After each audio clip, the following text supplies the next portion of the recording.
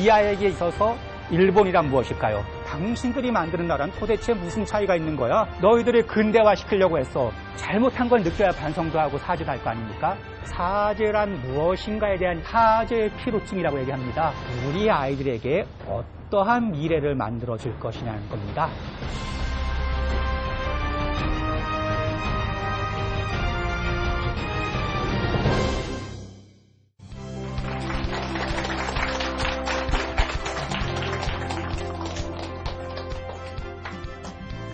안녕하세요. 방금 소개받은 남상구입니다.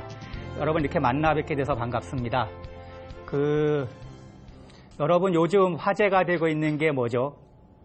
주로 화제가 되고 있는 게 남북 정상회담, 북미 정상회담, 그리고 경제 문제, 또 월드컵도 있었죠, 그렇죠? 월드컵이 있었는데 저 이제 월드컵이 되면 생각나는 게 있습니다. 작년, 올해 월드컵이 있었는데, 4년 전에도 월드컵이 있었죠. 그쵸? 4년 전에 일본하고 코트디부아르하고 시합이 있었습니다. 제가 시합을 보고 있는데, 제 딸아이가 왔었습니다. 그때 초등학교 1학년이었습니다. 제 딸아이에게 제가 물었습니다.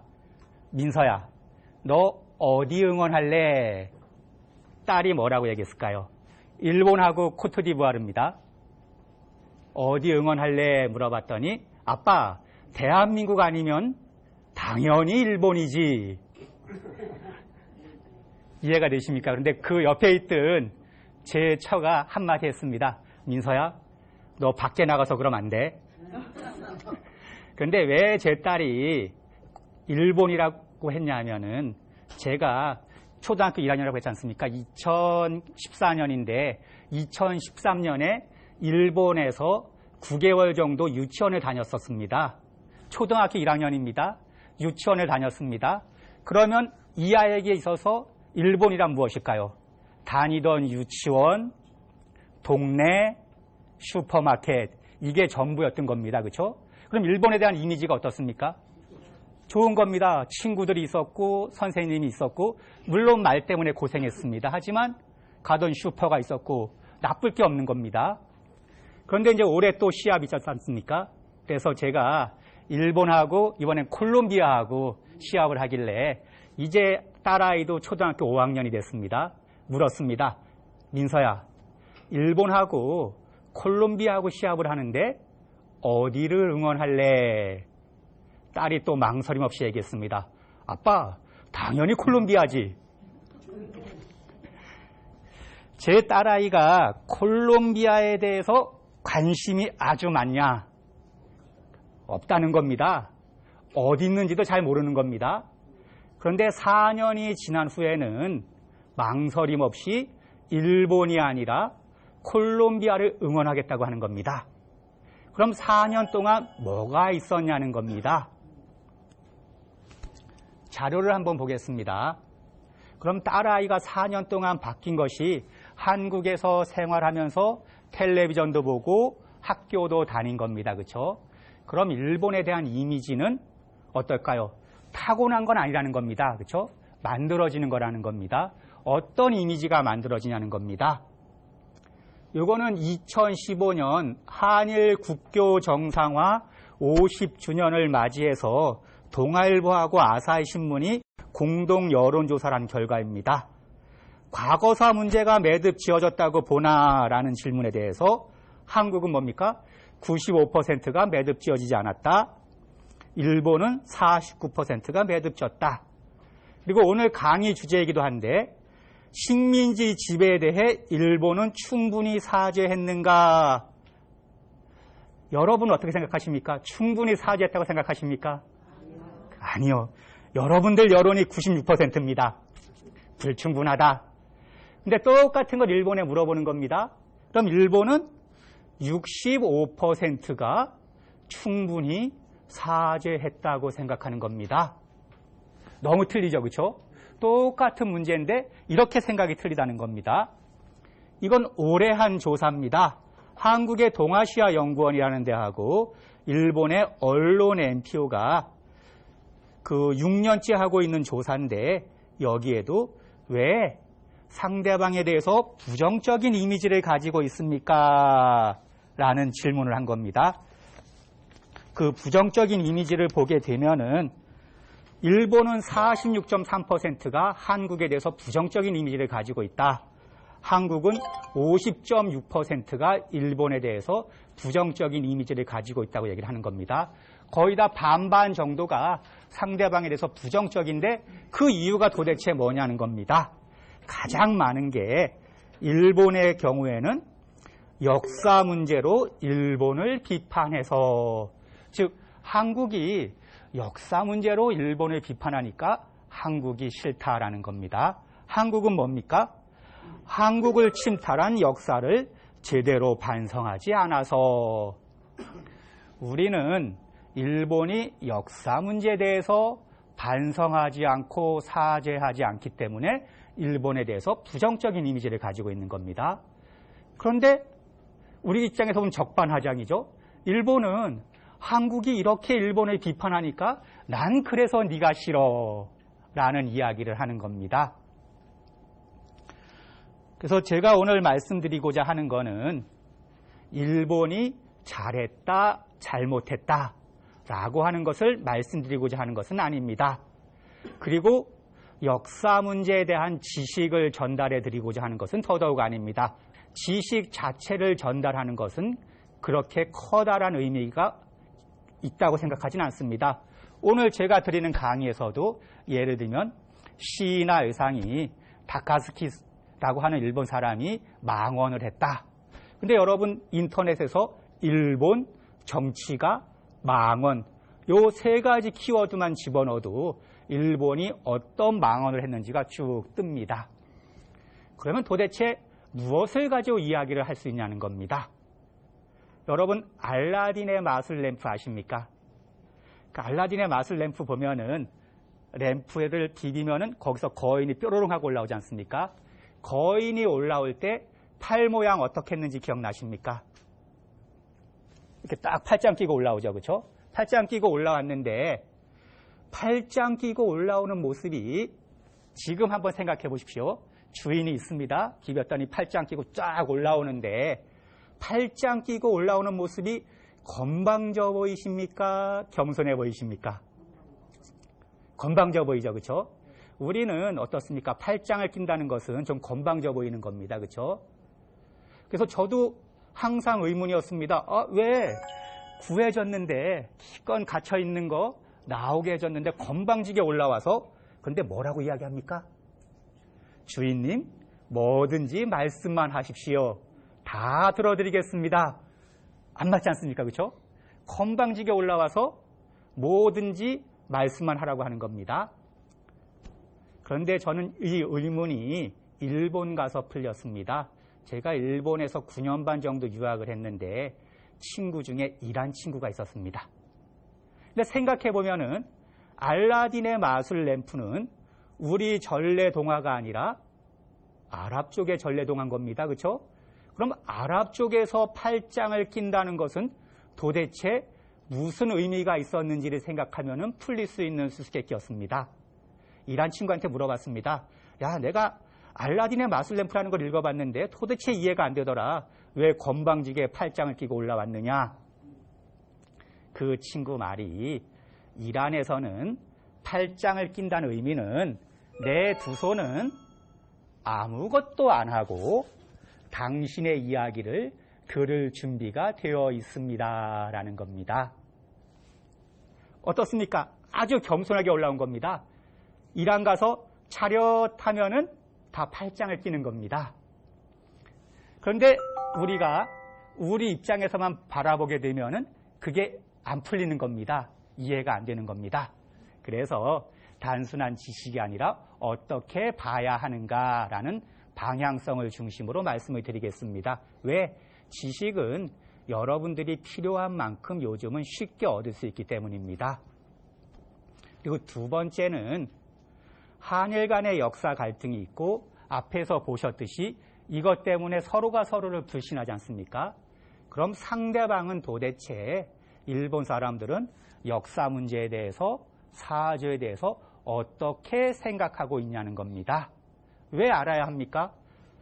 우리가 이러한 강의를 하는 것도 일본보다 우리가 도덕적으로 우위에 있어 라는 것을 확인하기 위한 것은 아닌 겁니다. 같이 잘 지내야 되는데 역사 문제로 잘 지내고 있지 못하다는 겁니다. 서로가 서로에 대해서 불신을 하고 있다는 겁니다. 그러면은 상대방이 어떠한 생각을 하고 있는지를 알아야 풀어갈 수 있다는 겁니다. 물론 일본 측의 주장에 동조하자는 것도 아닙니다. 일본이 저렇게 생각하니까 우리가 일본 생각에 동조해야 돼라는 것은 결코 아닙니다. 하지만 같이 살아가려고 하면 어떻습니까? 적어도 상대방이 어떠한 생각을 하는지 알아야 한다는 겁니다. 그래야 설득도 할 거 아닙니까? 그렇죠? 제가 제 딸 아이 이야기를 했지만 초등학교 5학년입니다. 저는 이제 벌써 50대입니다. 근데 역사 문제 여러분도 그렇지만 어려서부터 쭉 들어왔지 않습니까? 그렇죠? 그런데 이 이야기를 제 딸이 성인이 됐을 때, 제 나이가 됐을 때도 일본하고 한다고 하면은 그 미래는 어떻습니까? 아주 암울한 겁니다. 그렇죠? 그래서 저는 적어도 역사 문제라고 하는 것은 그렇다고 해서 시간이 해결해 주는 것도 아닙니다. 저절로 풀리는 것도 아닙니다. 이 문제를 해결해 나가기 위해서는 적어도 첫걸음은 우리가 이 문제가 어떠한 문제인지 어떻게 생각해야 하는지 함께 고민해 나가야 된다고 생각을 합니다. 그럼 먼저 일본이 역사 문제에 대해서 어떻게 생각하고 있는지에 대해서 알아보도록 하겠습니다. 요즘 언론 보면은 일본이 점점 더 역사인식이 후퇴하고 있다라는 이야기를 합니다. 후퇴라는 건 뭡니까? 자세히 들어보면 뒤로 간다는 거 아닙니까? 그렇죠? 뒤로 간다는 얘기는 뭡니까? 뭔가 앞으로 왔다는 얘기지 않습니까? 그렇죠? 후퇴한다는 얘기는 아예 처음부터 일본의 역사인식은 잘못됐다라고 하는 것은 한 발자국도 못 나갔다는 겁니다. 그런데 언론 여러분들이 보시면은 방송 보시면 후퇴하고 있다라는 이야기를 합니다. 후퇴한다는 건 뭡니까? 어느 지점까지는 왔는데 그게 더 나아가는 것이 아니라 뒤로 가고 있다라는 이야기지 않습니까? 그럼 우리가 적어도 일본이 역사 문제를 어떻게 다루어 왔는지 그리고 지금은 그것이 어떻게 변해가고 있는지를 알아볼 필요가 있을 것 같습니다. 그래서 일본 정부의 공식적인 역사인식이 뭐냐? 그거는 누구한테 물어봐야 될까요? 공식적인 역사인식은. 일본 정부에 물어보면 됩니다. 근데 여러분들이 각자 물어보기 어렵지 않습니까? 야, 일본 반성 안 한다고 하는데 도대체 니들은 무슨 생각을 하고 있는 거냐? 라고 했을 때 제가 볼 때 가장 기준이 될 수 있는 거는 공식적인 입장인데 이것은 한국에 있는 일본 대사관 홈페이지에 있는 내용입니다. 그럼 적어도 일본 정부의 공식적인 입장은 되겠죠. 그렇죠? 한국에 있는 대사관 홈페이지에 올려놓으니까 이게 공식적인 입장인 겁니다. 뭐라고 하느냐? 지난 대전에 대해 일본 정부는 어떠한 역사인식을 갖고 있는가? 근데 여기서 여러분 눈치챘는지 모르겠는데 웃기지 않습니까? 지난 대전, 지난 전쟁, 일본이 공식적으로 태평양 전쟁이다, 제2차 대전이다, 뭐다라고 하는 입장을 안 가지고 있는 겁니다. 그러니까 지난 대전, 앞의 전쟁 이런 식으로 이야기를 합니다. 어떤 역사인식을 가지고 있습니까? 일본 정부의 역사인식에 대해서는 지금까지 전후 50년에 이른바 무라야마 담화, 전후 60년에 이른바 고이즈미 담화가 발표되었고 2015년 8월 14일 전후 70년을 맞이하여 내각 총리 대신 담화가 가기 결정되었습니다. 담화 내용에 대해서는 아래 링크를 참고하시기 바랍니다. 라고 해서 내세우는 것이 무라야마 담화, 고이즈미 담화, 아베 총리 담화입니다. 이게 우리의 입장입니다. 라고 이야기를 하는 겁니다. 그럼 우리가 이제 오늘의 주제이기도 한데 일본은 전쟁에서 피해를 입은 아시아 여러 나라에 공식적으로 사죄하지 않고 있는 것은 아닙니까? 라고 많이 물어보는 겁니다. 일본도 홈페이지에 이걸 왜 실어놨겠습니까? 이렇게 물어본다는 겁니다. 사람들이 사회에 나가면은 요거를 2005년에 실습니다. 2005년쯤 되니까 국제사회에 가면은 이건 외무성 홈페이지에도 그대로 있습니다. 외무성 홈페이지에는 영어로 일본어로 되어 있습니다. 물어본다는 겁니다. 일본에 대해서 사람들이 너희들은 왜 반성 안 해? 라는 것을 우리뿐만이 아니라 영어를 사용하는 나라에서도 물어본다는 겁니다. 물어보니까 일본이 대답을 만든 겁니다. 뭐라고 대답을 하느냐? 지난 대전에서의 행동에 대한 통절한 반성과 함께 진심 어린 사죄의 마음은 전후 역대 내각이 일관되게 유지해왔습니다. 그러한 마음이 전후 50년을 맞이하여 무라야마 다마에서 표명되었고 나아가 전후 60년을 계기로 나온 고이즈미 다마에서도 그러한 반성과 사죄의 마음은 계승되어 왔습니다. 이러한 역대 내각이 표명한 반성과 사죄의 마음을 흔들림 없이 계승해 나갈 것입니다. 이를 2015년 8월 14일 내각 총리 대신 담화 안에서 명확히 했습니다.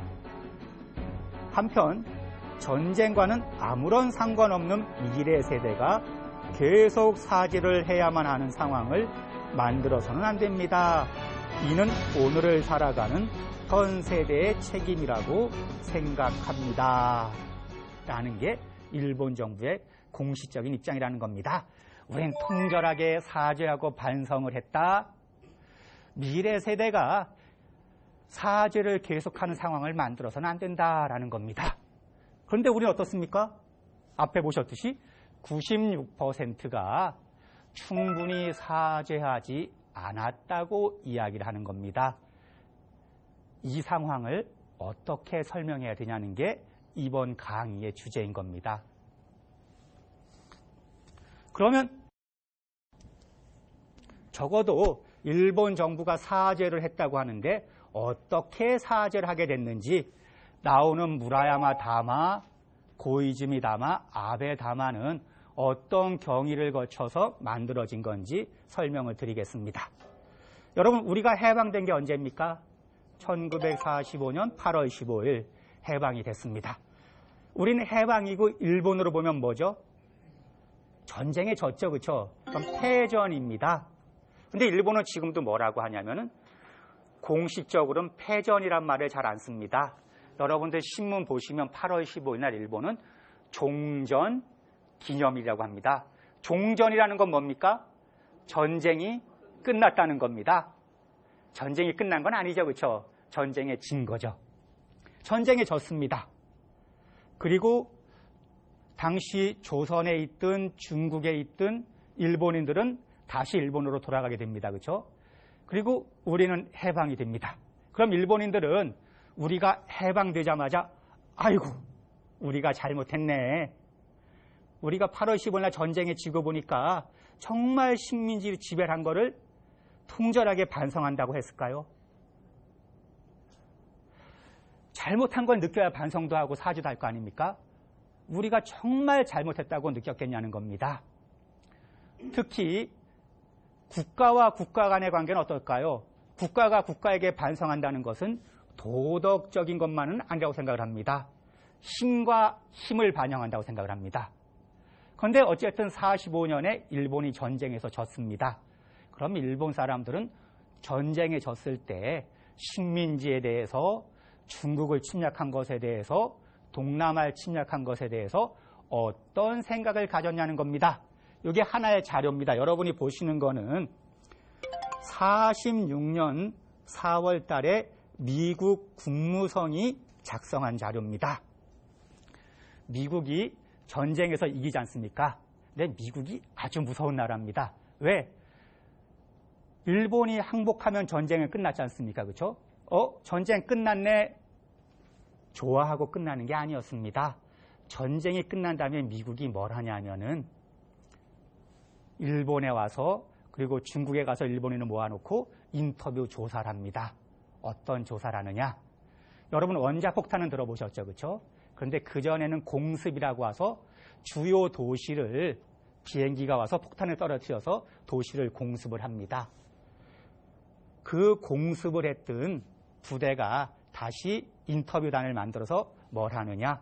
내가 폭탄을 떨어뜨리기 전에 너희들 생각은 어땠어? 전쟁에 대한 생각이? 전쟁을 지지했어? 근데 내가 폭탄 한번 떨어뜨렸잖아? 그 다음에 전쟁에 대한 생각이 바뀌었어? 니네 동네 내가 2번 떨어뜨렸어. 2번 떨어뜨리니까 네 생각은 어떻게 바뀌었어? 라는 거를 조사를 하는 겁니다. 왜 조사를 할까요? 미국이 봤을 때 일본과의 전쟁은 끝났으나 미국이 해야 될 전쟁이 끝났다는 보장은 없는 겁니다. 그러니까 조사를 하면 어떻습니까? 내가 폭탄을 떨어뜨리니까 사람들의 반응이 이렇게 바뀌더라. 그럼 다음 전쟁할 때는 보다 효과적으로 떨어뜨려야지 라는 데이터를 얻는 겁니다. 중국 가서도 조사를 합니다. 북경에 가서 일본인들을 모아놓고 조사를 하는데 그중에 몇 가지 질문을 보여드리겠습니다. 미국의 원조가 없어도 중국은 전쟁에서 승리하는 것이 가능했을 것이다.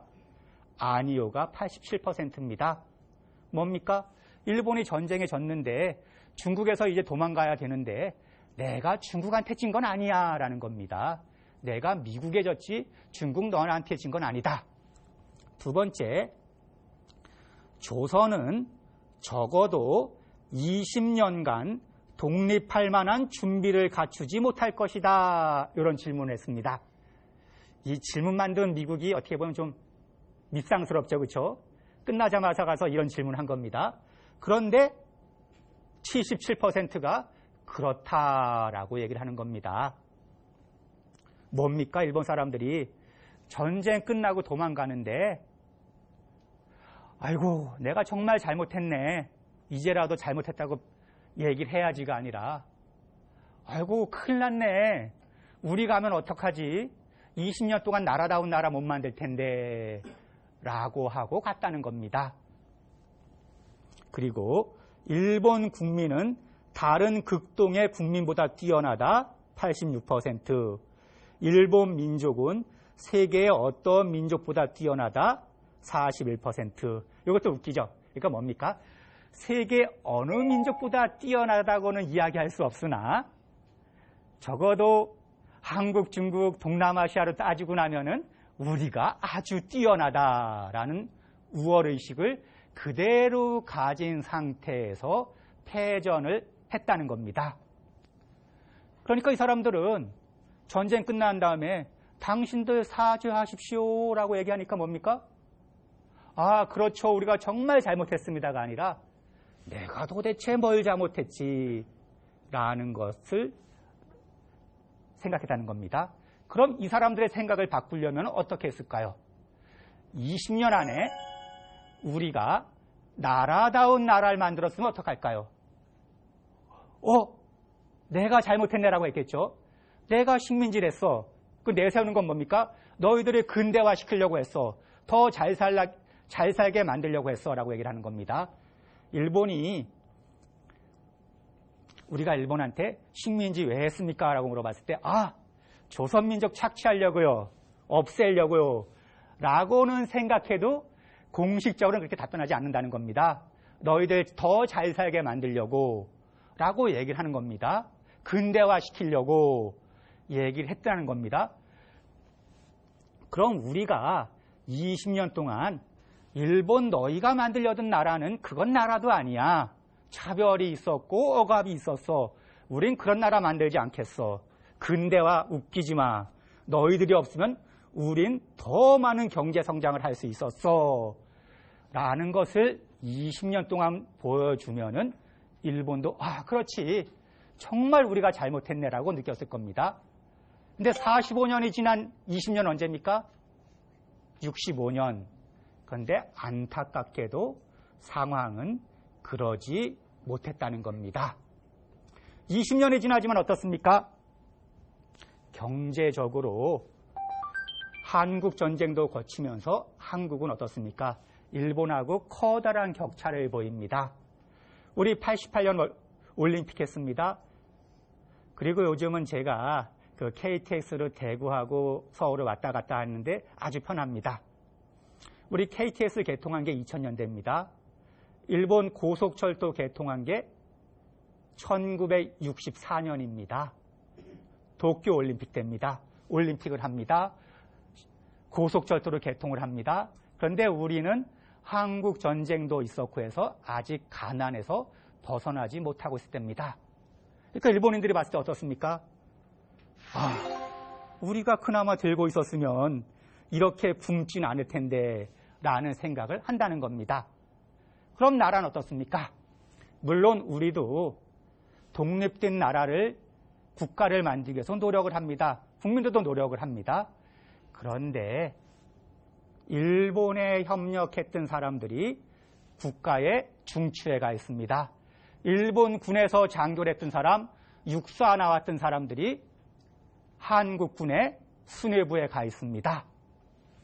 그러다 보니까 일본 사람들이 우리가 만들려던 나라하고 당신들이 만드는 나라는 도대체 무슨 차이가 있는 거야?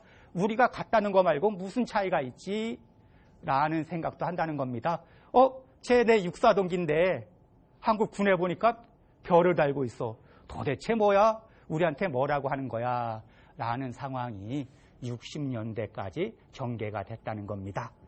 이러한 상황에서 한일 국교 정상화 교섭이 진행이 됩니다. 물론 우리도 한일 국교 정상화 교섭에서 식민지 문제를 제기 안 하는 것은 아닙니다. 우리가 비록 일본보다는 경제적으로 가난하나 물론 친일파도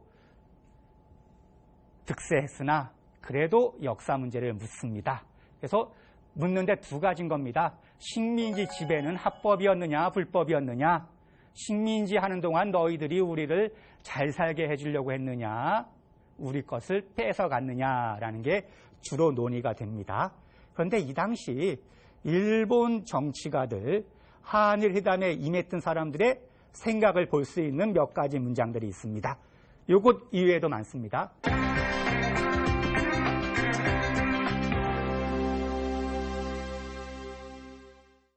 시나 에츠 사부로라는 외교부 장관입니다. 65년에 한일 국교 정상화를 할 때 사인을 했던 의상입니다. 이 사람이 뭐라고 하느냐? 일본이 메이지 이래 이러한 강대한 서구 제국주의 이빨에서 아시아를 지키고 일본의 독립을 유지하기 위해 대만을 운영하고 조선을 병합하고 만주의 오족화의 꿈을 꾼 것이 일본 제국주의라고 한다면 그것은 영광의 제국주의다. 뭡니까? 우리가 제국주의 한 거 맞아. 근데 우리가 뭘 잘못했어? 그거 영광스러워 라고 얘기를 했다는 겁니다. 61년에. 그리고 65년에는 7차 한일회담 일본 측 수석대표 다카스기 시니치라는 사람입니다. 이 사람이 뭐라고 했느냐? 기가 막힙니다. 조선에 대한 예전의 통치에 대해 일본이 사죄하라는 이야기가 있지만 일본으로서는 당치도 않은 이야기다. 일본은 분명히 조선을 지배했다. 그러나 일본은 좋은 일을 하려고 생각해 조선을 보다 좋게 만들려고 했던 것이다. 지금 조선에는 나무가 한 그루도 없다고 한다. 이것이 조선이 일본에서 떨어져 나간 것이 원인이라고 할 수 있다. 20년 정도만 더 일본과 붙어 있었다면 그런 일은 없었을지도 모른다. 어떻습니까? 앞에 있던 내용하고 일치하죠, 그렇죠? 기가 막힌 겁니다. 우리가 60년대에 이렇게 생각하는 사람들하고 국교 정상화 교섭을 했다는 겁니다. 아주 일본이 거만했던 겁니다. 일본 입장에서 보면은 야, 우리는 그래도 2차 대전 때 미국하고 맞짱을 떴던 나라야. 그때 우리가 고래급쯤 됐었지. 그런데 우리가 폭삭 망했어. 그런데 이제 우리가 다시 경제를 부흥해서 우린 돌고래쯤 돼. 라는 생각을 가지고 있었던 겁니다. 그런데 일본이 보기에 한국은 아주 작은, 제가 보니까 고등어 참치쯤으로 아주 얕봤던 겁니다. 고등어쯤으로 봤던 거죠. 고등어 꽁치로 봤던 겁니다. 그러니까 이런 이야기를 했던 겁니다. 물론 회담 과정에서 이러한 역사 문제 발언을 해서 회담이 몇 년간 중지되기도 했었습니다. 우리도 이런 얘기 나왔을 때 때려쳐 라고 해서 몇 년 동안 회담이 중지된 사례도 있습니다. 어쨌든 이렇게 회담을 하는데 가장 큰 문제가 되는 거는 합법이냐 불법이냐라는 거였습니다. 우리는 뭡니까? 1910년 강제병합은 불법이다라는 게 우리의 공식적인 입장입니다. 그런데 일본의 입장은 뭐냐 하면은 불법이라는 얘기 안 합니다. 당시 조약이었기 때문에 합법이다. 그런데 식민지라는 게 부당했다. 그래서 합법이지만 부당했다라고 이야기를 합니다. 우리는 불법, 부당하다고 이야기를 합니다. 그래서 이런 이야기가 쭉 진행이 되어 오다 2010년에는 한국과 일본의 학자들이 모여서 그 식민지 지배라고 하는 거 1910년 조약 자체가 불법이었다라는 선언을 합니다. 약 1000명의 학자가 모여서 일본의 식민지 지배는 불법이고 부당했다라는 이야기를 2010년이 되어서야 정부가 아닌 학자들이 이야기를 합니다. 그래서 한일협정을 맺을 때는 기본조약 2조를 보면 뭐라고 나오냐면은 1910년 8월 22일 그 이전의 대한제국과 일본 제국 간에 체결된 모든 조약 및 협정이 이미 무효다라고 얘기를 합니다. 이미 무효다. 그러니까 이미 무효다라고 하니까 우리는 당시부터 무효였다라고 얘기를 하고 일본은 협상을 맺을 때부터 무효다라고 이야기를 합니다. 그래서 요거에 대해서는 타협을 보지 못합니다.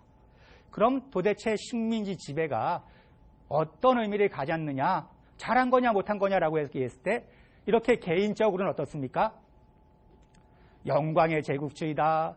우리가 20년만 더 들고 있었으면 좋았을 거다라는 얘기를 하나 공식적으로는 어떻게 타결을 하냐면은 그 영광의 제국주의다고 얘기를 했던 시인나 일상이 한국에 와서 이렇게 얘기합니다. 우리가 얘기를 하죠. 이제 사인할 앞에쯤 와서 그래도 당신들이 역사 문제에 대해서 사죄하지 않으면 우리가 국회의 비준도 받을 수 없고 국민들도 납득을 하지 못할 것이다. 그러니까 잘못했다고 얘기를 하라. 그러니까 시인나 일상이 와서 한국에 와서 잘못했다고 이야기를 합니다. 하도 짧아서 제가 외웁니다. 양국 간의 긴 역사 중에 불행한 기간이 있었다는 것은 매우 유감스러운 일이며 깊이 반성합니다. 납득이 되십니까? 35년간 나라를 빼앗고 사람을 끌고 갔고 물자를 빼앗아 갔습니다. 그러한 과거에 대해서 이러한 침탈의 역사에 대해서 사죄하십시오라고 했더니 양국 간의 긴 역사 중에 불행한 기간이 있었다는 것은 매우 유감스러운 일이며 깊이 반성합니다라고 이야기를 합니다. 한국이 받아들입니다. 왜? 힘이 없으니까 그런 겁니다. 그렇죠? 그리고 경제적으로 격차가 있었다는 거. 그리고 제가 봤을 때 두 번째는 나라를 어떻게 만들어갈 것인가에 대한 사고였습니다.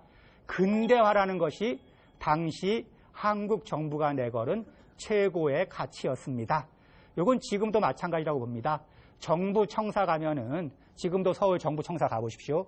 가면 박정희 대통령 글이 걸려 있는데 후세 사람들이 국가를 위해서 무엇을 했냐고 묻는다면은 조국 근대화를 위해서 일하고 또 일했다고 이야기하겠다. 근대화라고 하는 것, 즉 가난에서 벗어나는 것이 가장 큰 목표였던 겁니다. 그러니까 역사 문제에 대해서 일본이 이렇게 얘기하는 것이 마음에 안 드나 억울하기도 하나 적어도 저 돈이라도 받아서 우리도 일본을 능가하는 나라를 만들겠다는 사고는 분명히 한편에 있었다고 생각을 합니다. 물론 65년 한일협정을 제가 전부 다 옹호하자는 것은 아닙니다. 하지만 협상에 나섰던 사람들의 사고에는 우리가 비록 일본의 이런 수준의 사죄밖에 받아내지는 못하나 이 돈을 가지고 당신들과 맞설 수 있는 나라를 만들겠다라는 사고는 어딘가 가슴 한 곳에 있었다고 생각을 합니다. 국가 간의 관계는 냉정한 겁니다. 제가 말씀드렸지 않습니까? 일본은 돌고래쯤 됐는데 그 돌고래가 보기에 우리가 고등어 꽁치쯤으로 보이니까 이 정도에서 마감을 했던 겁니다.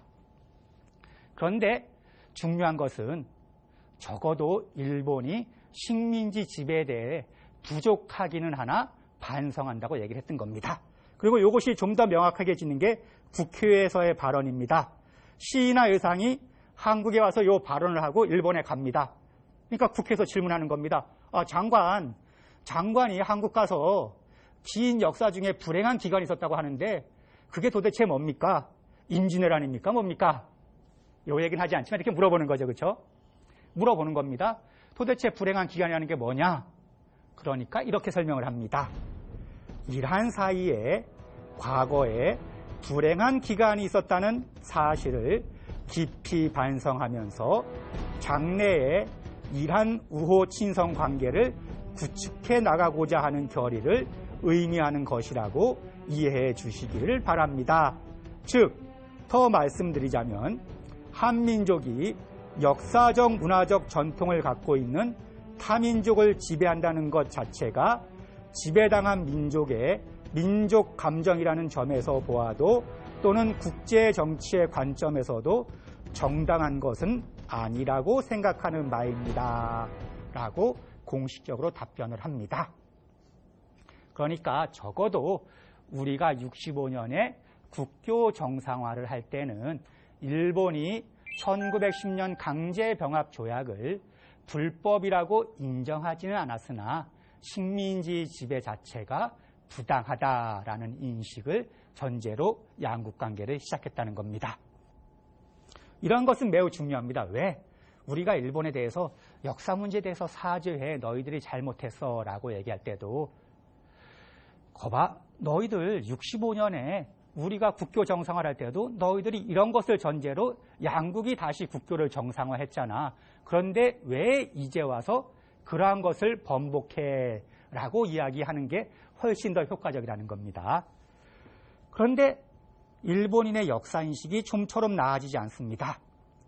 60년대, 70년대는 여러분들 신문 찾아보셔도 한일 간의 역사 문제라는 게 별로 등장하지 않을 겁니다. 우리도 60년대, 70년대 지금 와 계신 세대인데 여러분들이 열심히 일을 합니다. 여러분들이 열심히 일을 한 결과 경제가 성장을 하고 우리도 이제 누가 봐도 고등어 꽁치가 아니라 커다란 참치 정도의 등치를 키워갑니다. 그런데 역사 문제라는 것은 참 냉정합니다. 국가 간에 냉철합니다. 여러분 1982년 역사 교과서 문제 파동이라고 혹시 기억나십니까? 82년에. 그럼 그게 기억 안 나시면은 독립기념관은 가보셨죠? 독립기념관을 왜 만들었냐는 겁니다. 82년쯤 됩니다. 우리도 이제 전두환 정권이긴 하지만 올림픽도 하기로 했습니다. 그럼 82년에 5월 달이 됐는데 아사히라는 신문에 기사가 납니다. 일면에. 고등학교 교과서 검정을 했는데 문부성이 개입을 해서 중국을 침략했다라고 썼었는데 문부성이 중국에 진출했다고 바꿔쓰게 했다. 3.1운동도 폭동이라고 쓰라고 했다라는 기사가 나갑니다.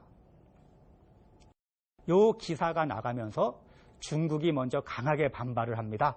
도대체 말이 되느냐? 조금 후에 우리 한국도 반발을 하게 됩니다. 처음엔 전두환 정권 때인데 언론도 조심을 합니다. 왜? 전두환 정권 쿠데타로 정권을 잡았습니다. 그러니까 나의 뭔가 정당성을 보여줘야 되는데 당시 할 수 있었던 게 뭡니까? 정당성이 없는 정권이 내 정권의 정당성을 부여하는 것이 경제였습니다. 그러다 보니까 일본에서 차관을 들여오고 싶은 겁니다. 차관을 들여오고 싶은데 교과서 문제 얘기해서 차관 안 들어오면 곤란하지 않습니까? 그러니까 조심하는 상황이었습니다. 하지만 일본 장관들이 또 불을 붙습니다. 야, 식민지 지배 그게 뭐가 잘못됐어? 우리가 안 했으면 러시아가 쳐들어왔을걸? 러시아에게 먹혔을걸? 이러면서 국민들의 공분을 불러일으키고 여러분들도 아마 그 당시 신문 보시면은 그 운동장 같은 데 모여서 일본을 규탄하는 시위를 하고 했었을 겁니다. 그리고 나서 했던 것이 야, 일본이 우리 역사를 왜곡한다는데 그럼 우린 도대체 우리 역사를 제대로 가리키고 있느냐라고 해서 독립기념관을 지었었습니다. 그런데 독립기념관이 중간에 불이 한번 났었습니다. 아마 기억나시는 분들도 계실 겁니다. 그런데 불이 나면 어떡합니까? 조사를 하겠죠, 그렇죠? 조사를 해봤는데 참 기가 막힌 일이 벌어졌습니다. 내부 기자재가 전선이니 뭐니가 메이드 인 재팬이었다는 겁니다. 뭡니까? 우리가 일본을 극복하자라고 이야기해서 역사 문제를 가리키기 위해서 일본에 어떻게 싸워왔는지를 가리키기 위해서 독립기념관을 만드는데 그 독립기념관을 우리 자재만으로서는 만들 수 없었다는 겁니다. 그게 82년의 현실인 겁니다. 하지만 적어도 바뀐 것은 이제 우리가 일본에 대해서 역사 문제가 나왔을 때는 한 방 정도 먹일 수 있는 우리의 체력도 키워왔다는 겁니다. 그럼 일본은 이러한 역사 교과서 문제를 어떻게 봤냐는 겁니다. 그 82년 11월에 나온 일본의 잡지에 실린 글입니다. 일선 그 상사맨이라고 하는데 그러면 이제 우리 같으면 일선에서 활동하는 무역회사 직원이 이러한 역사인식을 갖고 있다는 겁니다. 개인적으로는 역사 왜곡은 곤란하다고 생각합니다. 그러나 한국과 대만의 민간 서비스에서는 이 문제로 일본과 경제 단교라는 일이 일어나면 곤란하다는 것은 자신들이라는 인식을 갖고 있습니다. 실제로 일본제 기계와 원재료 수입이 멈추면 그들의 경제는 근저로부터 무너지게 되니 이는 당연하다고 할 수 있습니다. 한국 등에서는 전두환 대통령의 경제정책 실패를 숨기기 위해 교과서 문제를 이용했다고 생각합니다. 일본의 매스컴이 요란스럽게 보도하듯이 현지에서는 큰 문제가 되고 있지 않습니다.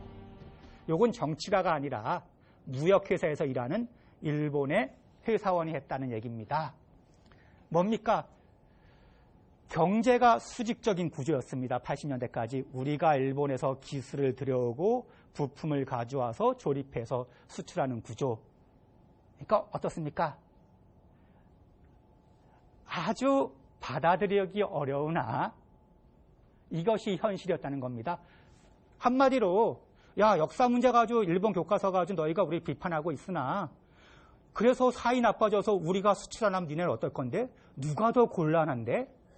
라고 물어보는 겁니다. 너희들이 더 곤란하지 않아 라고 이야기를 하는 겁니다.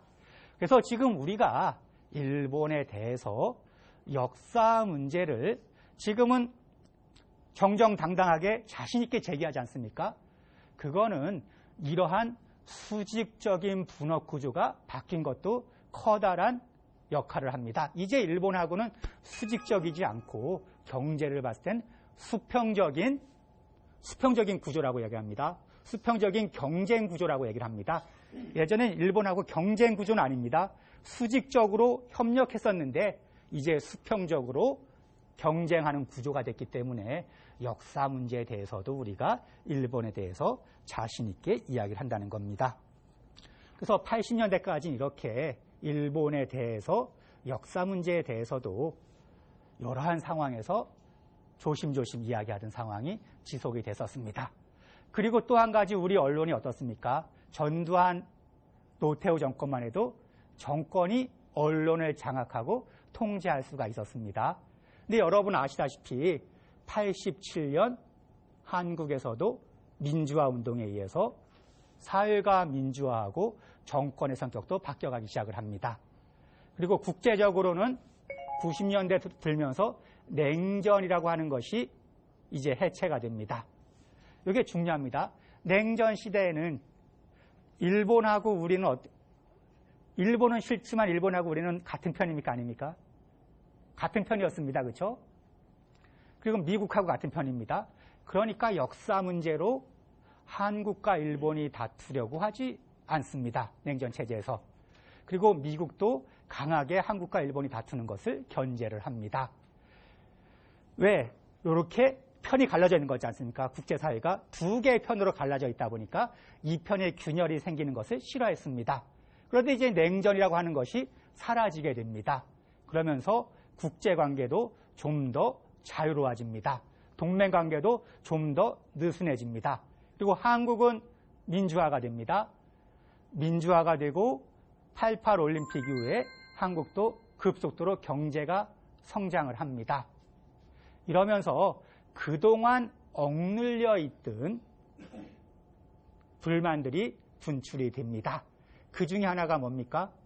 내 아버지가 일본에 끌려가서 돌아가셨는데 아직도 못 돌아오셨는데 내가 끌려가서 고생만 하고 임금도 못 받고 왔는데 정부는 65년에 국교 정상화라서 그 돈을 종잣돈으로 경제발전했다고 하는데 도대체 나에게 돌아온 거는 뭐냐? 내 권리는 어떻게 된 것이냐? 라는 자기 권리를 주장할 수 있게 됩니다. 그래서 여러분이 아시는 일본군 위안부 문제도 80년대 말 90년대 초에 제기가 됩니다. 그 당시만 해도 피해자는 내가 당한 불행이라고 생각했던 겁니다. 어디 가서 얘기하지도 못하는 창피함, 부끄러움이라고 생각을 했던 겁니다. 왜? 여성 인권에 대한 인식이 낮았기 때문입니다. 성폭력 피해를 당하면은 그건 당연히 성폭력을 한 가해자가 나쁜 놈입니다. 그 사람한테 잘못을 묻고 손가락질을 했어야 됐습니다. 그런데 한국 사회가 80년대까지는 여성 성폭력에 대해서는 가해자에 대해서 손가락질하는 게 아니라 피해자에 대해서도 손가락질을 했다는 겁니다. 그러니까 이야기를 하지 못했던 겁니다. 그런데 87년 민주화를 계기로 여성 인권에 대한 인식들이 높아지면서 이것은 내 잘못이 아니다. 가해자 일본이 잘못이다라고 이야기할 수 있게 되었다는 겁니다. 이렇게 상황이 바뀌면서 일본도 이제 적극적으로 역사 문제에 대해서 자신들의 입장, 사죄하고 반성한다는 이야기를 하기 시작합니다. 네, 여러분, 오늘 강의 주제가 사죄란 무엇인가인데, 제가 처음에 말씀드렸듯이 우리는 96% 일본이 사죄가 충분하지 않다. 일본은 65%가 충분히 사죄했다라고 이야기를 합니다. 그러면 문제는 어떻게 풀어야 될까요? 우리는 충분히 사죄하지 않았다. 일본은 충분히 사죄했다. 그럼 이야기를 할 땐 이야기를 어떻게 풀어나가야 되죠? 사죄는 도대체 어떻게 해야지 충분하다고 이야기할 수 있냐는 겁니다. 그렇죠? 그 이야기부터 먼저 이야기를 드리겠습니다.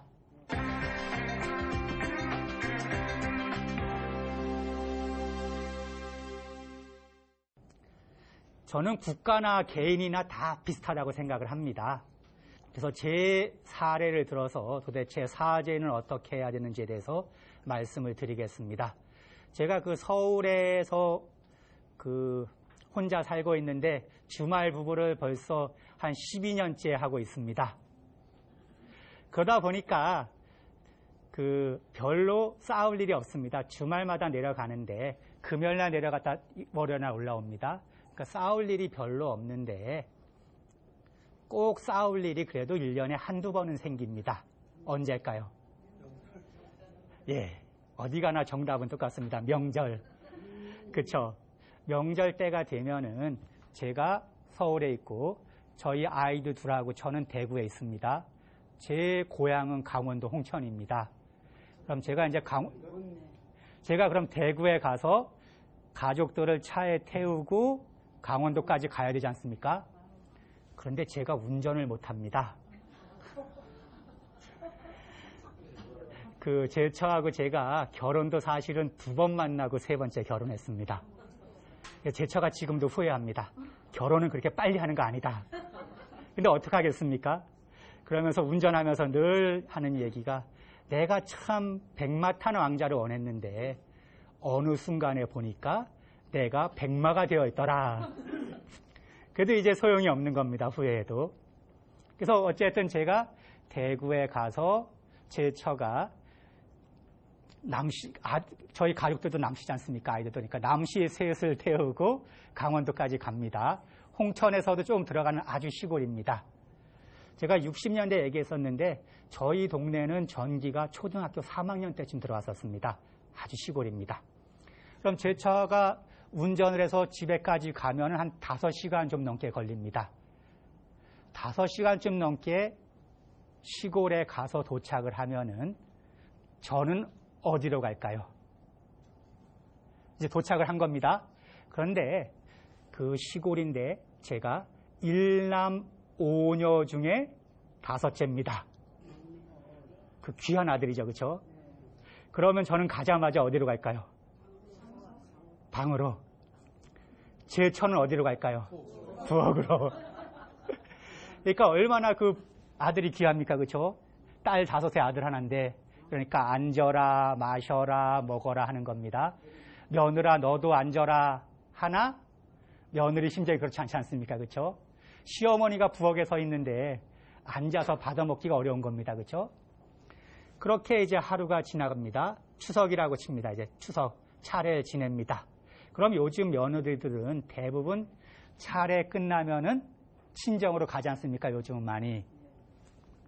근데 제가 1남 5녀라고 했죠, 그렇죠? 동생하고 누나들이 멀리 사시는데 차례가 끝나기 무섭게 동생 보겠다고 달려오는 겁니다. 와서 뭐라고 할까요? 그래, 자네 수고했으니까 자네도 이제 집에 가시게가 아니라 자네는 친정 근처에 있으니 하루만 더 있다 가게.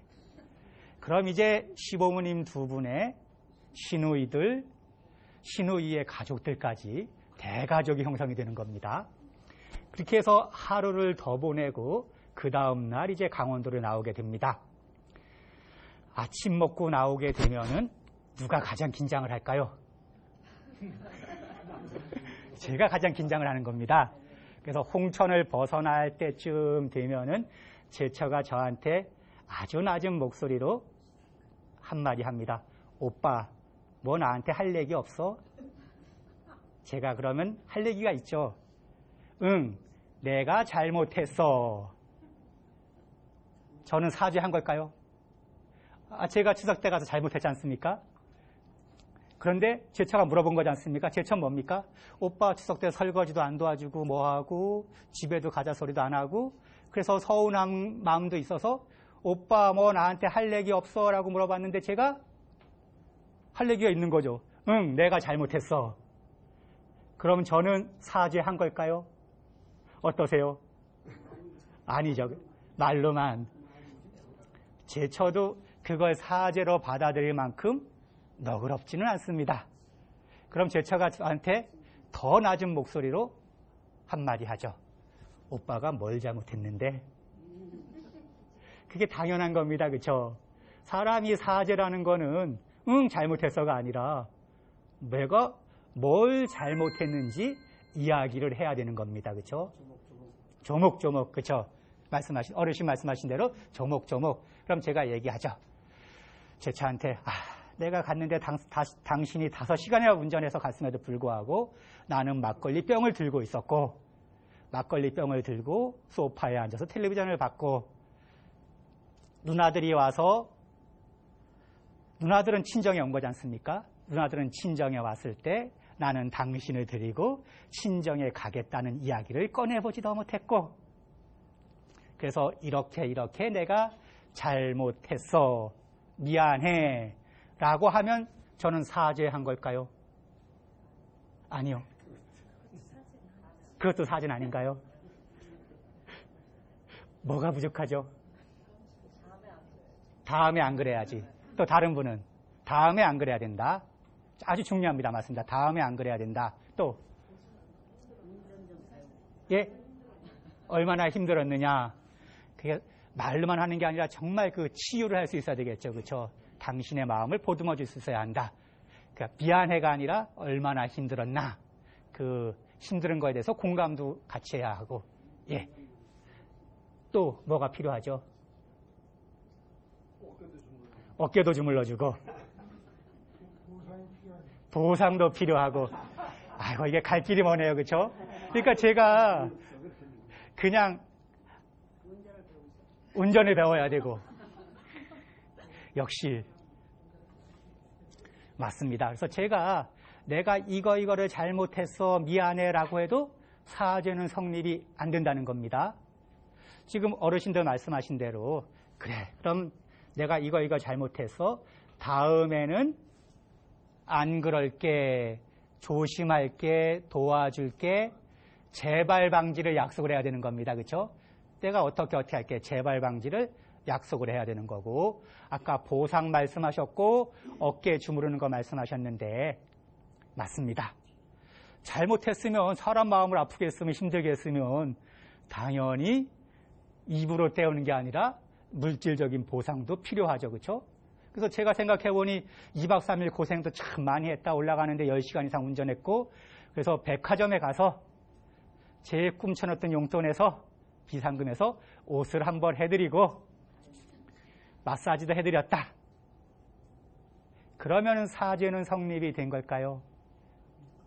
그리고 또 한 가지 그럼 제가 잘못했어 미안해 이렇게 안 할게 앞으로 이런 건 조심할게 라고 하는 이야기는 제 아이들이 있는 데서 하는 게 좋을까요?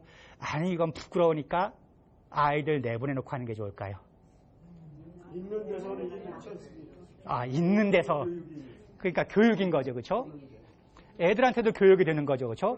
저희가 아들 하나 딸 하나인데 아들한테는 어떻게 해야 하는지 아빠가 어떻게 해야 하는지 딸한테도 신랑이 이렇게 했을 때는 얘기하게끔 따끔하게 얘기하게끔 교육을 해야 되는 거죠. 그렇죠?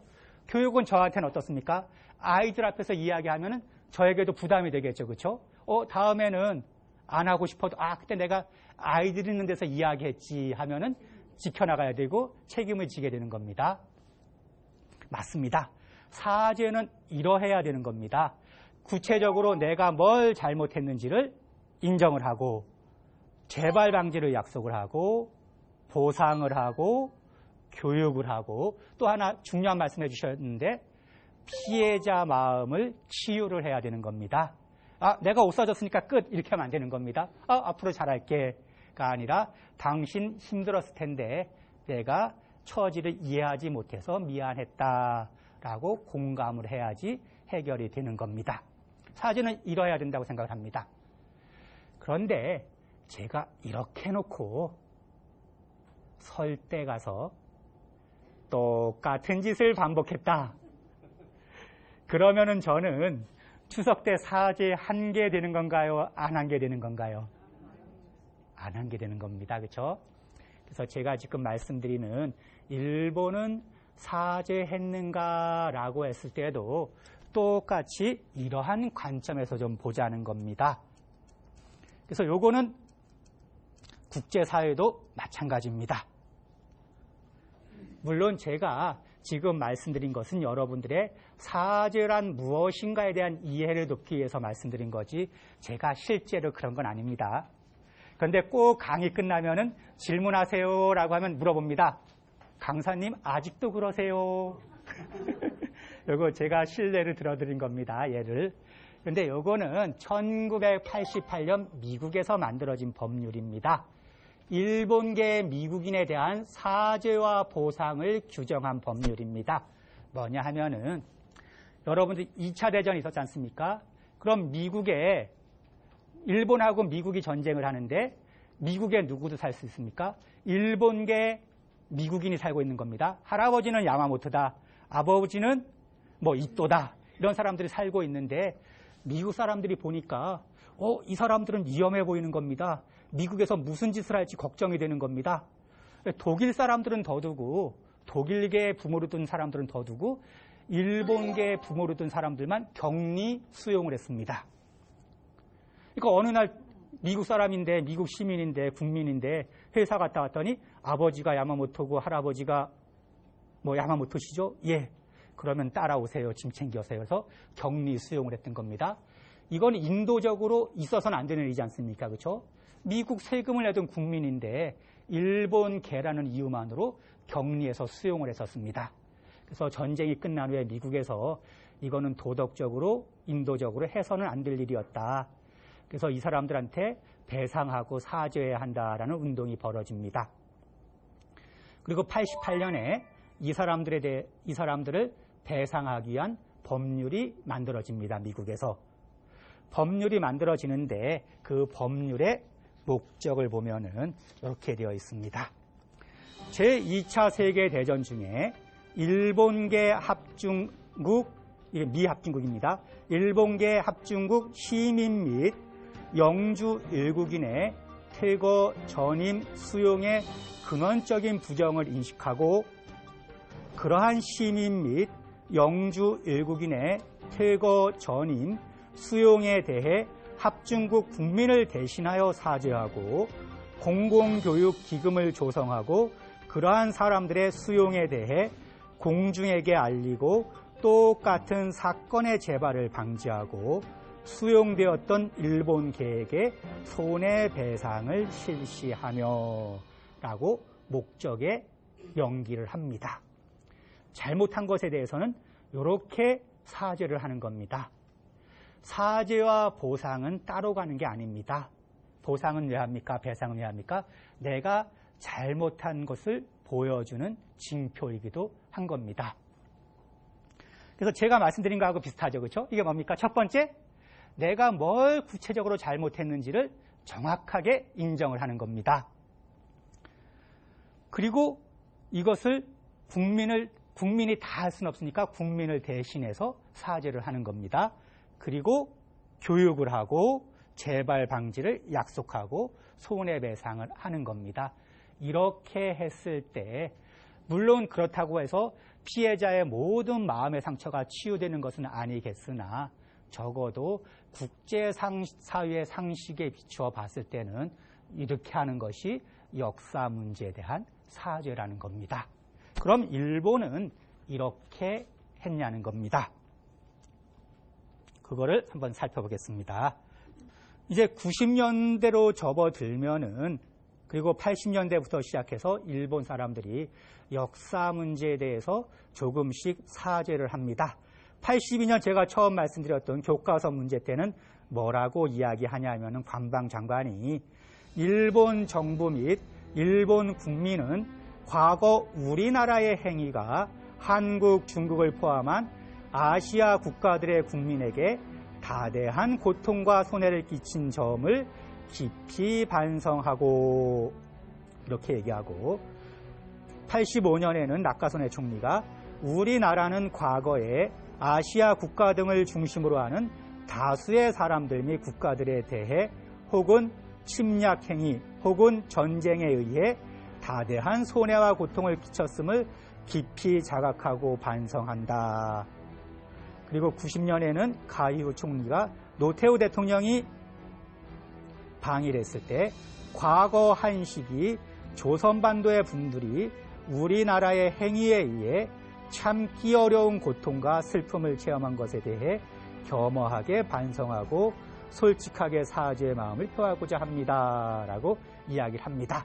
근데 90년대까지 보면은 식민지라는 말은 안 나옵니다. 그렇죠? 그런데 얼버무려서 과거의 행위에 대해서 고통과 손해를 끼친 것에 대해서 사죄하고 반성한다라고 이야기를 합니다. 그리고 93년에는 이른바 종군 위안부로 다수의 고통을 경험하고 심신에 치유하기 어려운 상처를 입으신 분들에게 마음으로부터 사죄와 반성의 마음을 표합니다라고 이야기를 합니다. 이게 93년에 오면은 좀 더 구체적으로 바뀝니다. 이 수준은 어떻습니까? 제가 제 차한테 내가 잘못했어 정도의 수준이었던 겁니다.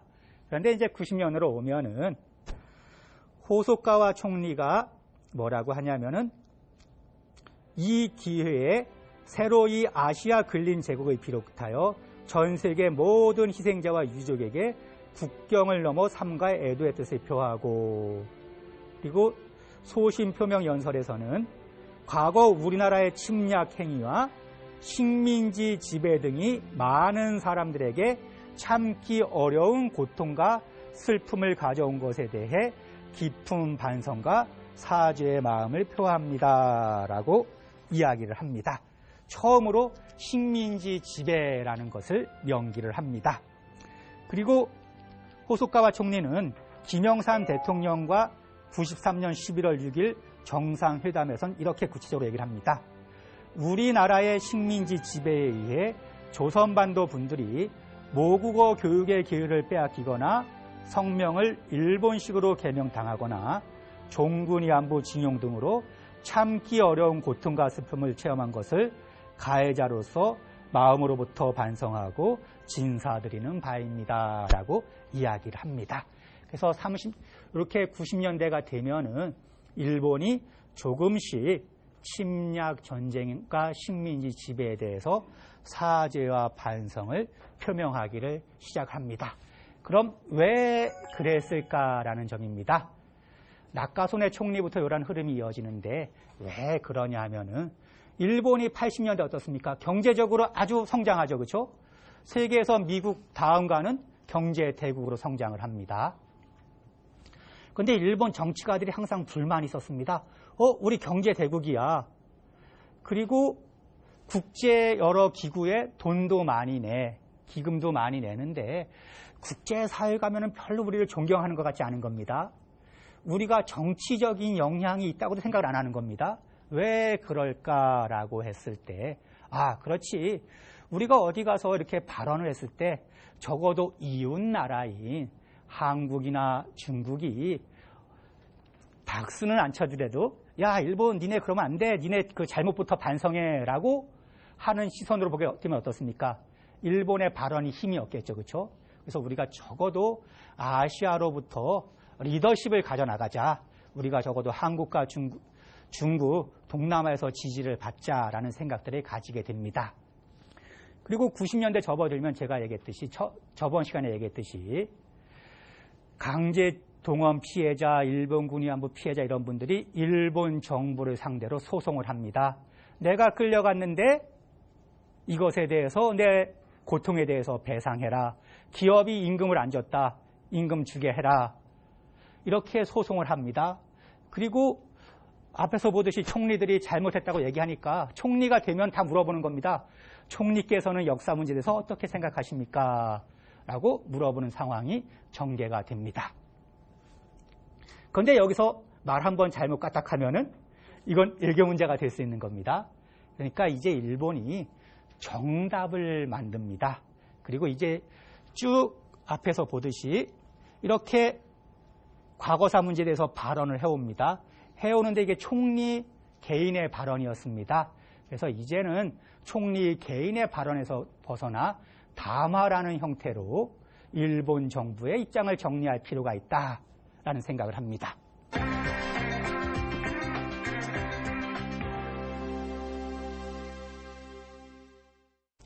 그래서 95년에 무라야마 총리 담화가 나옵니다.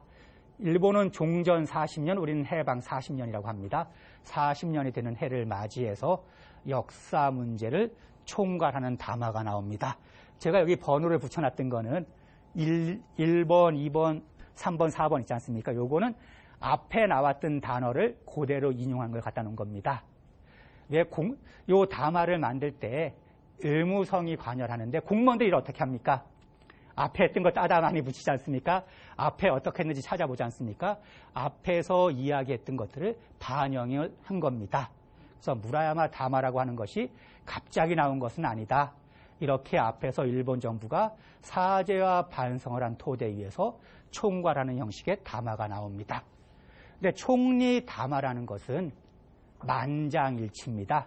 일본은 대통령제가 아니라 의원 내각제입니다. 내각제니까 총리가 장관들을 임명하는데 담화라는 것은 모든 장관들이 만장일치로 동의를 해줘야 합니다. 이 무라야마 도미이치 총리는 사회당 출신입니다. 사회당 출신이기도 하니까 역사 문제에 대해서는 좀 전향적이었습니다. 사회당 출신의 총리가 돼서 종전 40년, 우리 해방 40년을 맞이해서 일본 정부의 입장을 총괄을 하자라고 해서 담화를 발표했습니다. 담화에서 뭐라고 하느냐?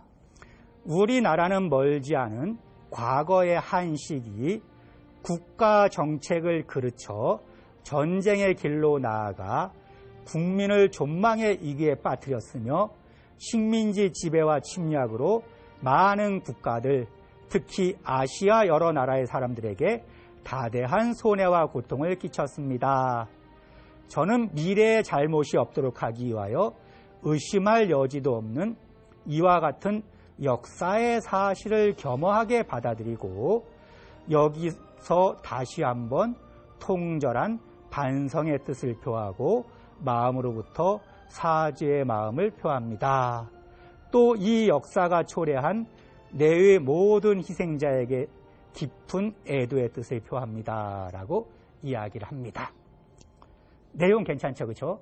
이렇게 그러면 요 당시 무라야마 내각에는 사회당만 있던 것은 아닙니다. 당시 사회당이 힘이 약하니까 자민당하고 열림내각을 꾸몄습니다. 장관 중에 8명은 자민당이었습니다. 아주 보수적인 정당입니다. 총리가 담화를 발표하려고 합니다. 그런데 장관들이 다 동의를 해줘야 되는 겁니다.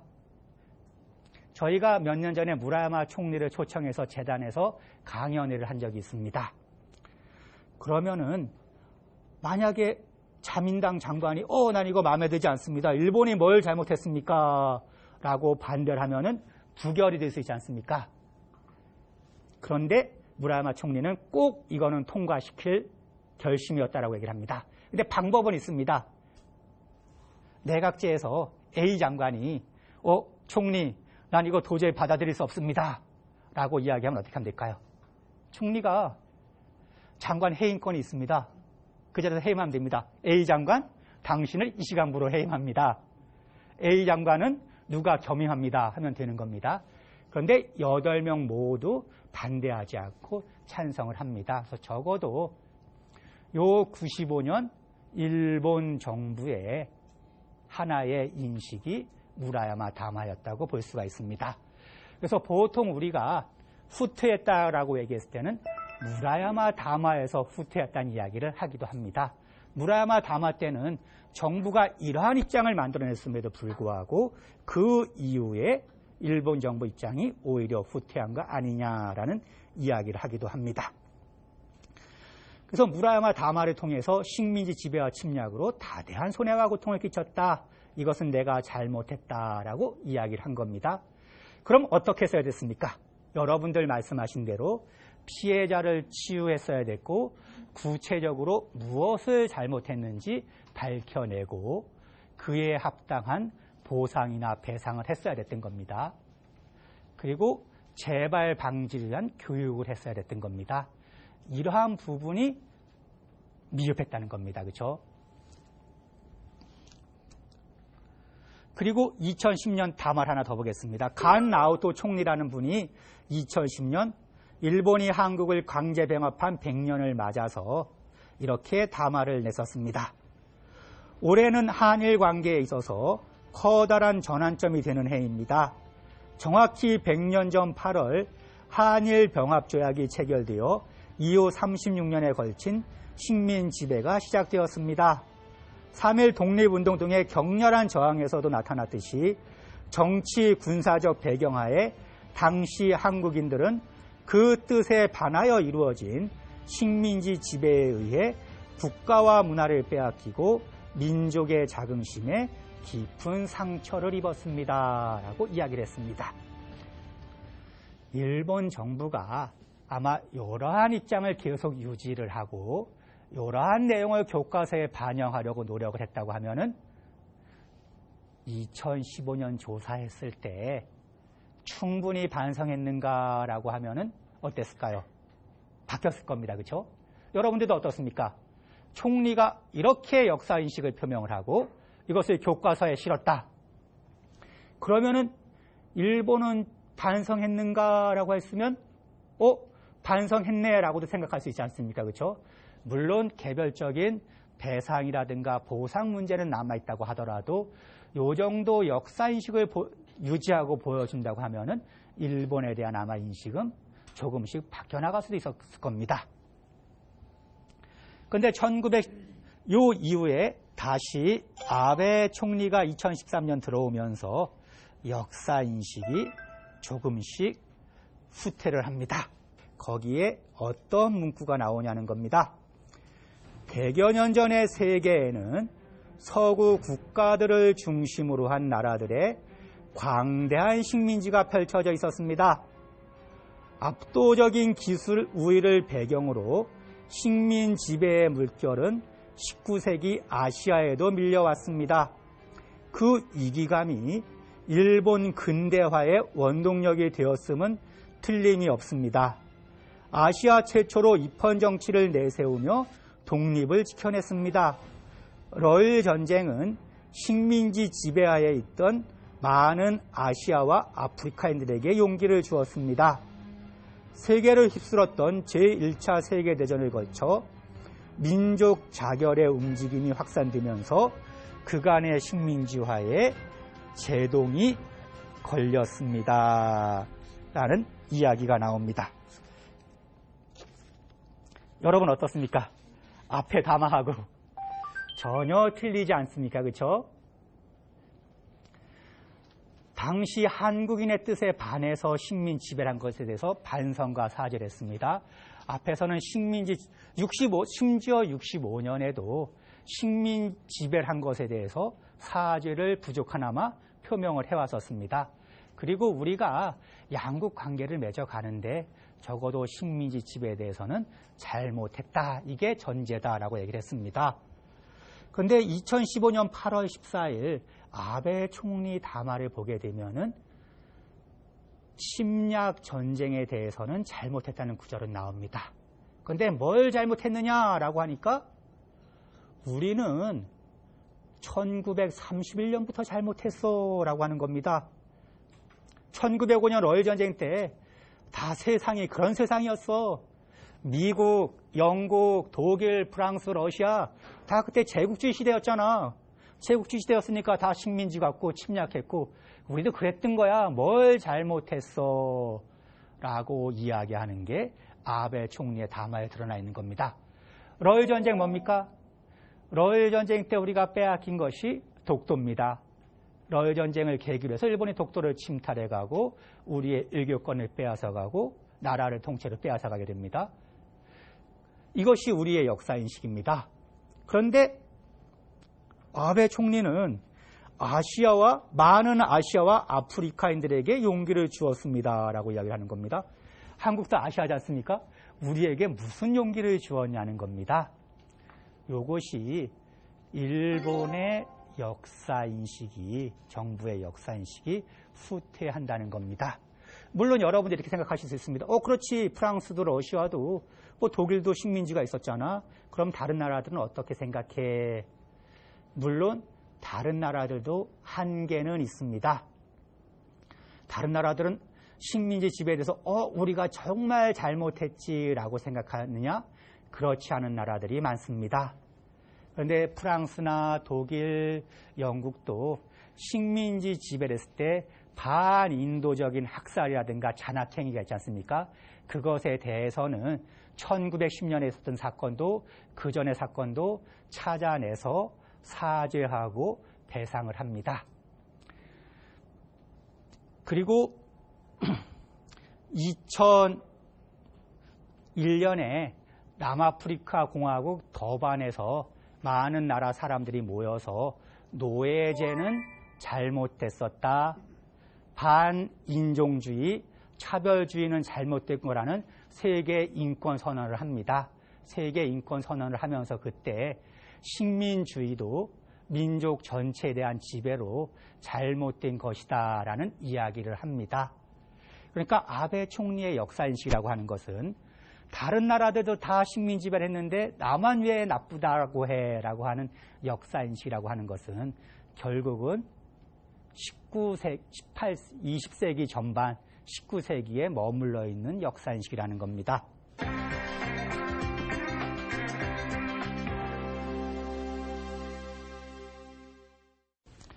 그래서 우리가 일본과의 역사인식 문제를 이야기했을 때 적어도 제가 봤을 때 전제는 그겁니다. 정부의 역사인식이 바뀌어온 것은 맞다. 당신들이 식민지 지배에 대해서 조금씩 전향적으로 이야기하고 사죄와 반성을 한 것은 맞다. 하지만 이러한 역사인식들이 이제 와서 후퇴하지 않느냐라고 이야기할 수 있을 것 같습니다. 일본 충분히 사죄했다라고 했을 때는 뭐가 전제가 되냐면은 제가 여러분에게 보여드렸던 이런 것들입니다. 요거 이외에도 많습니다. 봐라, 우린 이렇게 사죄하고 반성하지 않았느냐. 그런데 왜 너희들은 우리한테 사죄하고 반성하지 않는다고 이야기하느냐. 그래서 미국 사람, 일본 사람들이 미국 가서 로비 활동을 합니다. 할 때 뭐라고 하느냐? 우리 피로하다라고 합니다. 일본에서 사죄의 피로증이라고 얘기합니다. 우리 이렇게 사죄하고 반성했는데 한국은 받아들여주지 않는다. 이젠 피곤하다. 그런데 뭐가 잘못됐냐고 했을 때 사죄나 반성은 일회성이 아니라는 겁니다. 아까 말씀하셨지 않습니까? 제가 추석 때 가서 다 얘기해놓고 설 때 가서 안 지키면은 추석 때 했던 사죄도 반성도 사죄와 반성이 아닌 겁니다. 일본이 이렇게 무라야마 다마 때 이야기를 한 이후에 아베 총리 담화가 나오고 침략 전쟁의 주범을 신으로 모시고 침략 전쟁을 정당화하는 야스쿠니 신사의 총리가 가고 위안부 문제에 대해서도 사죄와 반성을 표명하면서 강제 연행은 없었고 성노예는 아니라고 하면은 그 사죄와 반성을 우리가 받아들일 수 있냐는 겁니다. 그래서 여러분들이 혹시 일본 분들이나 누군가 얘기하실 때는 이렇게 얘기하면 될 것 같습니다. 65%, 94%가 만나서 이야기할 때 일본이 우린 충분히 사죄하지 않았냐 얘기했을 때 아니야, 니네가 언제 사죄했어 라고 하는 것이 아니라 나도 너희들이 65년 이후에 이렇게 식민지 지배에 대해서 사죄와 반성을 표명해온 역사는 알고 있다. 하지만 사죄와 반성이라고 하는 것은 일회성이 아니다. 사죄를 하는 순간에 책임이 발생하는 겁니다. 그렇죠? 그런데 아베 총리 어떻게 했습니까? 일본군 위안부 합의 이후에 이제 합의했으니까 나는 일본군 위안부에 대해서 1mm도 안 움직일 거야. 나는 이제 한마디도 안 할 거야. 이런 건 사죄가 아니라는 겁니다. 사죄라는 것은 진행형인 겁니다.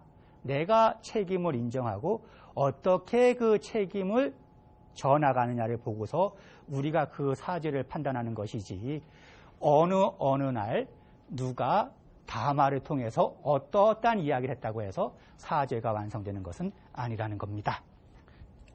예, 그리고 처음에 얘기했듯이 저희가 이렇게 일본에 대해서 우리나라가 일본에 대해서 역사 문제에 대해서 이야기를 할 수 있었던 것은 국민들의 인권의식이 높아진 거, 여성에 대한 인권의식이 높아진 것도 있고 또 한 가지 뭡니까? 우리가 그만큼 잘 살게 됐다는 겁니다. 일본에 있어서 정말 중요한 이웃이 됐다는 겁니다. 그렇기 때문에 일본도 2010년 간나우토 담화에서 보듯이 한국을 배려하지 않을 수 없게 된 겁니다. 제가 보면 이제 한국은 덩치가 어느 정도 됐을까요? 일본은 자기들이 고래라고 합니다. 한국은 이제 참치가 아니라 한국도 돌고래를 넘는 이제 고래가 되고 있는 겁니다. 그렇죠? 근데 돌고래라는 사실 정말 중요합니다. 왜?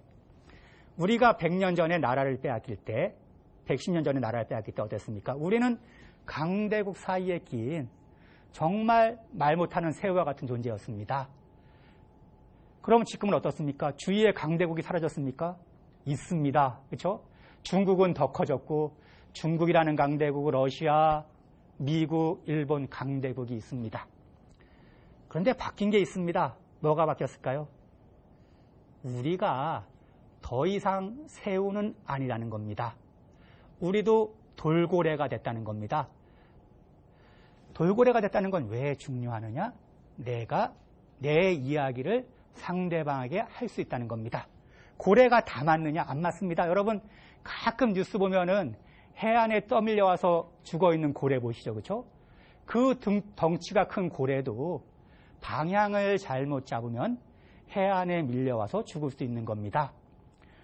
커다란 고래가 잘못된 길로 갈 때 돌고래는 앞에 가서 새우는 안 보이나 돌고래는 보이는 겁니다. 이 방향으로 가면 다 죽어. 이 방향으로 가야 돼 라고 이야기할 수 있는 게 돌고래입니다. 내 말 안 들어? 그런데 돌고래 같은 덩치를 가진 나라들은 있죠. 그렇죠? 호주도 있고 여러 나라들이 있는 겁니다. 그럼 같이 이야기하는 겁니다. 야, 고래들이 저리로 가는데 그러다간 우리가 다 망할 것 같아. 우리가 이 방향으로 가야 돼. 라고 해서 우리가 이제는 적어도 돌고래로서의 역할을 할 수 있는 겁니다. 같이 가는 겁니다. 돌고래가 쭉 돌고래 10마리 합치면 고래 1마리보단 클 거 아닙니까? 그렇죠? 가서 우리가 이 방향으로 가야 돼 라고 리더할 수 있는 힘도 가지고 있다는 겁니다. 그래서 적어도 이제는 우리도 그러한 힘을 가지고 있다라는 생각이 듭니다. 그래서 제가 역사 문제를 이야기하는데 보통 이제 강의할 때 이럽니다. 한일 간 역사 문제, 한일 관계 왜 중요합니까? 역사 문제 왜 중요합니까? 그럴 때 일본이 중요한 것은 지리적으로 이웃이기 때문입니다. 그렇죠? 우리가 일본하고 관계가 안 좋아도 지금 과학기술상 일본하고는 도저히 우리가 같이 살 수가 없다. 옆 나라에. 이번에 축구를 해서 지는 나라가 화성으로 집단 이주하자 라는 게 몇백 년 뒤엔 가능할지도 모르나 지금은 불가능하지 않습니까? 어차피 같이 살아야 된다는 겁니다. 그리고 경제적으로도 밀접한 관계에 있고 인적 교류도 많습니다. 작년만 봐도 1000만 명이 왔다 갔다 합니다. 우리가 700 몇만 명, 일본이 한 200 몇만 명이 왔다 갔다 하는 나라입니다. 그리고 서로 간에 교류를 통해서 문화를 발전시켜온 경험도 가지고 있습니다. 그렇기 때문에 우리가 일본은 아주 중요합니다. 지금 남북관계, 북미관계 급격하게 변하지 않습니까? 그럼 우리 관계 좋아지니까 일본은 끼지 마라고 하는 게 우리에게 이익이 될까요? 아니면 일본이 정말 이 평화로운 동북아 관계에 개입해서 역할을 할 수 있도록 하는 게 도움이 될까요? 일본도 역할을 주어야 되는 겁니다. 그렇죠? 우리가 할 수 있는 역할을 주고 같이 할 수 있는 역할을 찾는 게 우리에게도 실제로 도움이 되는 겁니다. 그래서 보통은 이렇게 한일 관계가 중요하다. 한일 관계라는 것이 사실은 동북아 평화에 많은 영향을 미칠 수 있고 서로에게도 도움이 됩니다. 그런데 역사 문제라는 것이 앞에서 봤듯이 발목을 잡지 않습니까? 그러니까 이 문제를 해결해 가도록 노력해야 합니다라는 이야기를 저도 많이 합니다. 그런데 또 한 가지가 있는 것 같습니다. 처음에 말씀드렸듯이 우리 아이들에게 어떠한 미래를 만들어 줄 것이냐는 겁니다. 그래서 단순하게 한일이 협력하는데 발목을 잡기 때문에 역사 문제 해결이 필요합니다라는 것뿐만이 아니라 우리 아이들이 어떠한 미래를 만들어갈 것입니까? 라는 차원에서 역사 문제를 볼 필요가 있을 것 같습니다. 이러면 좋을 것 같습니다. 여러분들은 예를 들면 손자, 손녀, 그리고 친구들하고 이야기할 때, 역사 문제 이야기할 때, 그치, 내 손녀 친구가 일본인 누구누구였어. 그렇지, 우리 지금 이야기하는데 일본인 누가 있네? 라고 해서 일본인이 한 명 있다고 생각하고 이야기를 해보는 겁니다. 그럼 어떻습니까? 일본 놈, 이런 감정적인 표현은 자제할 거 아닙니까? 우선은, 그렇죠? 감정 표출은 안 되는 겁니다. 그럼 이제 생각을 해야 됩니다. 그렇지, 일본 아이도 있지. 그럼 이 문제를 어떻게 설명해야지? 이 설명을 했을 때 이 아이가, 손녀 아이가 계속해서 일본 애하고 친하게 지내는데 이 문제를 무시해서 도외시해서는 안 됩니다. 무시하고 도외시하면은 정말 이 손녀, 손자들이 제 나이가 됐을 때도 이 얘기는 계속 나오는 겁니다. 풀어나가야 되는데 어떻게 풀어나가도록 해야지? 그러면은 좀 더 생각을 해볼 거 아닙니까? 그렇죠? 그래서 우리가 이 문제는 어떤 민족적인 감정의 문제가 아니라 아이들의 미래의 문제고 같이 풀어나가야 한다. 그랬을 때 그러면은 문제를 좀 더 냉정하게 봐야 되고 찾아봐야 되고 상대방에 대한 배려도 하는 그러한 좀 마음의 여유가 생기지 않을까 싶습니다. 그러면은 12시가 됐는데 제 강의는 여기서 마치도록 하겠습니다. 감사합니다. 왜 중국 상하이에 일본 해군이 위안소를 처음 설치를 했을까요? 난징 대학살, 난경 대학살이라고 큰 사건이 일어납니다. 미안하지만 일본 정부는 여기서는 책임이 없다.